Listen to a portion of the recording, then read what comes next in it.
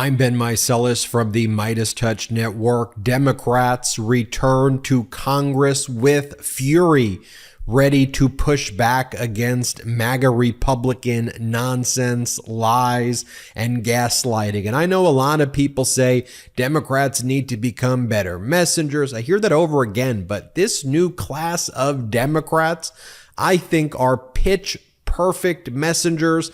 Let's go through what occurred at the various congressional committee hearings. This is Democratic Congressmember Dan Goldman, who talked about how President Zelensky was able to stand up to Donald Trump's threats and extortion, unlike the Republican Party, which has caved and is now pursuing an impeachment inquiry of President Biden. Play the clip. And so why are we going to spend the next few months on a bogus and sham impeachment inquiry? Because Donald Trump wants them to. And Donald Trump has been calling them and urging them to do it because he was impeached twice. One of those impeachments of Donald Trump was because he tried to extort the president of Ukraine to investigate Hunter Biden. The president of Ukraine refused. Unfortunately, House Republicans don't have the spine that President Zelensky has, and they are now doing Donald Trump's bidding. Next up, Democratic Congressmember Jared Moskowitz. Here, Jared Moskowitz says, do the MAGA Republicans think that we just forgot that Jared Kushner received $2 billion from the Saudis? Yeah, and unlike Hunter, Jared Kushner had an official position in the government that was, wait a minute, running America's Middle East policy, when in fact Jared Kushner couldn't get a security clearance. Play this clip of Jared Moskowitz. We sit here, we hear our colleagues bring up certain things like, oh, the Biden family took money from a foreign entity, right? And it's just like, well, really? I mean, do they really not know that Jared Kushner took $2 billion from the Saudis? I mean, by the way, they go on Twitter and blame the Saudis for 9/11. But then Jared Kushner, who, by the way, was not a wealth expert before he worked in the White House, nor was he a Middle East expert before he worked there, gets $2 billion from the Saudis, and they don't have any questions. And I just think that the American people recognize that they have no credibility. It's why the stuff they've been selling in this committee for 9 months has not translated, which is why they got to start it all over again. You don't have any credibility when you only want to look at one side of the coin, right? Next up, Democratic Congressmember Robert Garcia, who also points out that what really should be looked at is Jared Kushner getting $2 billion from the Saudis. Play this clip. Madam Speaker, I rise today to urge House Republicans to investigate one of the modern American scandals and political cons. Now, why did the Saudi government give Jared Kushner $2 billion just months after he left the Trump White House? Kushner, who oversaw Middle East policy for his father-in-law, has enriched himself and his family in what is clearly an enormous grift and likely serious conflict of interest crimes. So let's review. First, Jared Kushner conned his way to a cushy White House job with no clear job description and no experience. Then he took it upon himself to prioritize pushing out the U.S. Secretary of State so he could cozy up to the Saudi government. Now, once he was close enough to the Saudis, we have records of a $110 billion arms deal between the U.S. and Saudi Arabia that was inflated at the direction of Jared Kushner. Then, mere months after Kushner exits the White House, what happens? The Crown Prince of Saudi Arabia overrules his own investment advisors and sends $2 billion to Kushner's company's bank account. Now, in the exact words of Republican Chris Christie, who I'll quote, "The grift from this family is breathtaking. It's breathtaking. Jared Kushner and Ivanka Kushner walk out of the White House and months later get $2 billion from the Saudis." Now, some colleagues from across the aisle have explicitly said the Kushner family has engaged in business dealings that may have crossed the ethical line, and I agree, yet they refuse to act. Is this the same party that's obsessed with President Biden's family? And the American people deserve answers, and I urge my colleagues across the aisle to answer all our calls and subpoena Jared Kushner's company once and for all. Thank you, and I yield back. Next up, AOC, Democratic Congresswoman. And AOC's like, look, so the MAGA Republicans wanted to hold a hearing on the courts, but not address the actual corruption in the courts. Let's take this one example. How about right-wing extremist Supreme Court Justice Alito? Let's talk about what Alito did and how he got taken on a fishing trip and then ruled in favor of a large corporation that then made that corporation and CEO $2.4 billion. Play the clip. I believe he did not. He did not recuse himself from this case. And in fact, he used his seat on the Supreme Court after all of this to rule in Singer's favor. And following the decision, Mr. Singer's hedge fund was ultimately paid $2.4 billion because of this ruling. Not a bad return on investment for a fishing trip there. Now, Professor Clark, would a federal judge in a lower court be required to recuse himself? The gentlelady's time has expired. May I answer the question, sir? I think the discretion of the chair, yes, you can answer Thank the you, question. sir. Yes, there's a federal statute, I believe it's 28 U.S.C. 455, that does require recusal by both justices and judges under certain circumstances. Thank you. And Here's AOC on the courts again. Play the clip. this hearing. Now, when I first heard that the Republican side was going to be calling a hearing on third-party influence in our courts, I was so excited because I thought, finally, we are going to address the biggest scandal in American democracy that we are currently having right now, which is the extraordinary corruption and wholesale purchase of members of the Supreme Court. And I also find it amusing that we just heard from the Republican side, why do we want to talk about this? Because women have lost the right to choose, because Indigenous people have lost rights, because minorities have lost rights, because working people across the country have lost rights due to this level of corruption.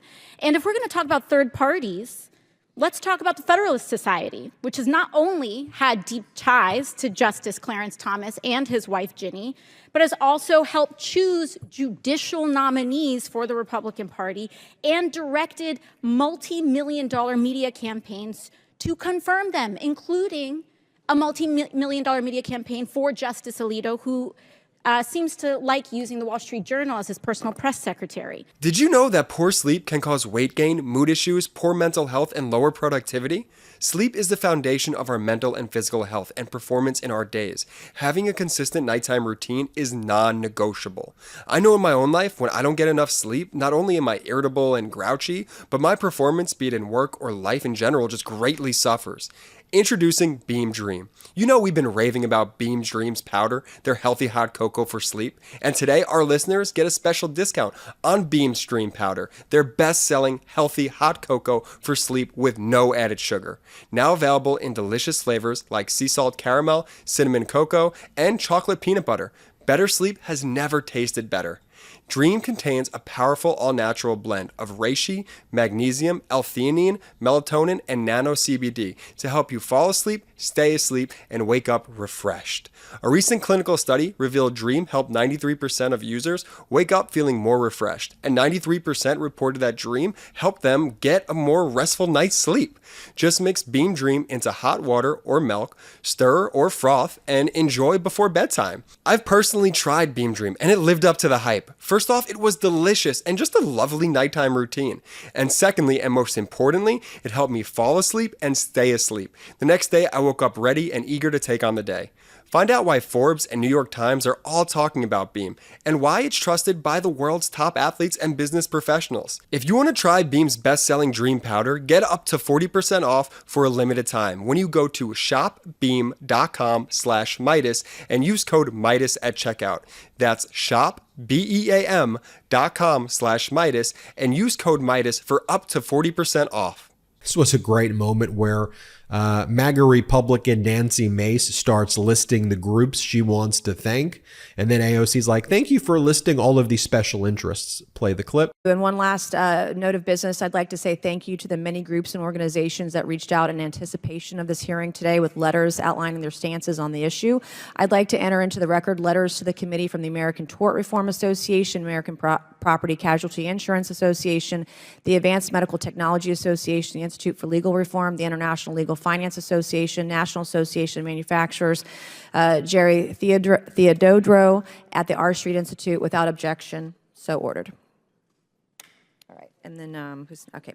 I would now like to yield 5 minutes to Ms. Ocasio-Cortez. Thank you, and I thank for the listing of all the special interests involved in addition in this hearing. Now, here is Democratic Congressmember Ro Khanna, I think, asking some really tough and important questions of the Johnson & Johnson lawyer who has, I think, completely inflated the price of an important leukemia drug, whereas Johnson & Johnson makes record profits. But apparently the witness who showed up wasn't able to answer the questions. Watch Democratic Congressmember Ro Khanna play the clip. Trying to trick you. It treats leukemia. Do you know what the price that Johnson & Johnson has set for it? I do not have that on my fingertips.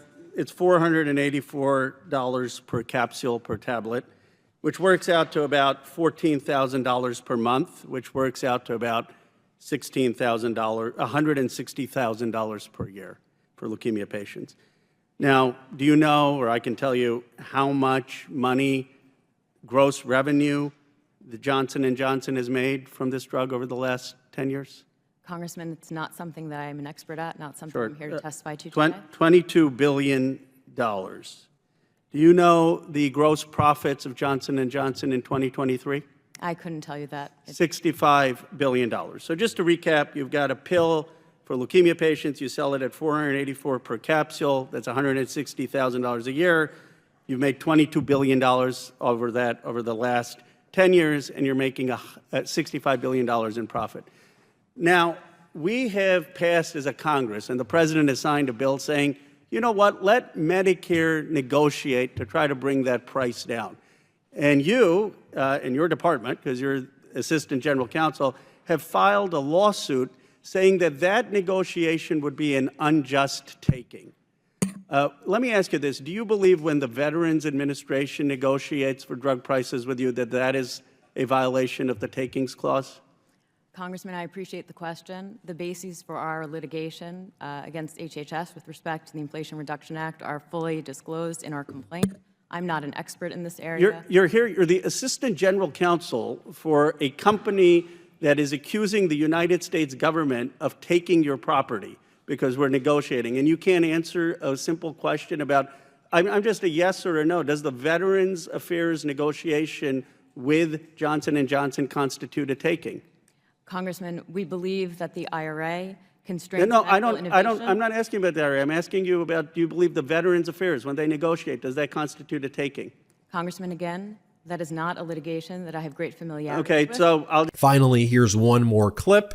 Democratic Congressmember Jared Moskowitz, and here Congressmember Moskowitz is saying, I wonder how these MAGA Republicans even pick these witnesses. They let's find a sympathetic oil guy and bring him here and try to sell us a sob story. Watch this. You know, sometimes when I sit here, I often think to myself, who's in the room when these things get planned out? And let's decide who we're going to call. I don't know, let me find some sympathetic people to bring to this hearing today. Let me find a giant bankrupt corporation. Let me find an oil guy to talk about the Gulf of Mexico 12 times and how our national parks are getting better because of the Gulf of Mexico. Not really during the BP oil spill, but we won't go into that. I mean, we talk about judicial activism.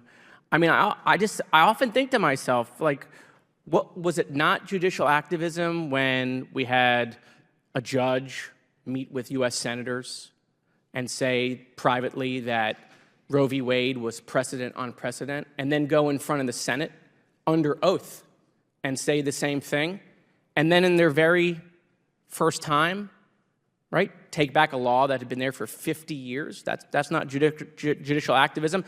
And by the way, it would be an anomaly, except it didn't happen once, it happened twice. 2 judges appointed by Donald Trump that went and met with senators and said Roe v. Wade was precedent on precedent, and then went in front of the Senate under oath and said the same thing, and then get on the court. And in their very first couple of years, what do? They get rid of a law that had been there for 50 years. And so listen, I'm more than happy to listen to the cries of judicial activism, but we can no longer sit here and just pick when we like it and when we don't because it fits the politics of our time or the narrative that we're interested in.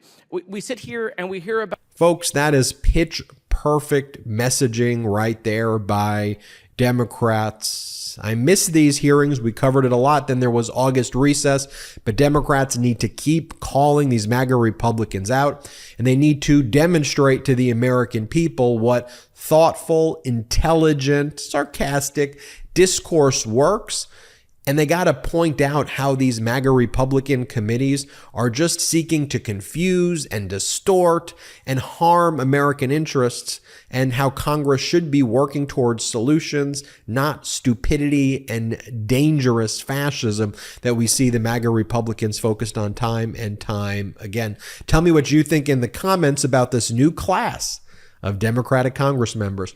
I'm Ben Meiselas from the MeidasTouch Network. Hit subscribe. We're on our way to 2 million subscribers. And check us out at patreon.com/MeidasTouch. It's a way to support the growth of this network. Thank you so much. Have a great day. Hey Midas Mighty, love this report? Continue the conversation by following us on Instagram @MeidasTouch to keep up with the most important news of the day. What are you waiting for? Follow us now.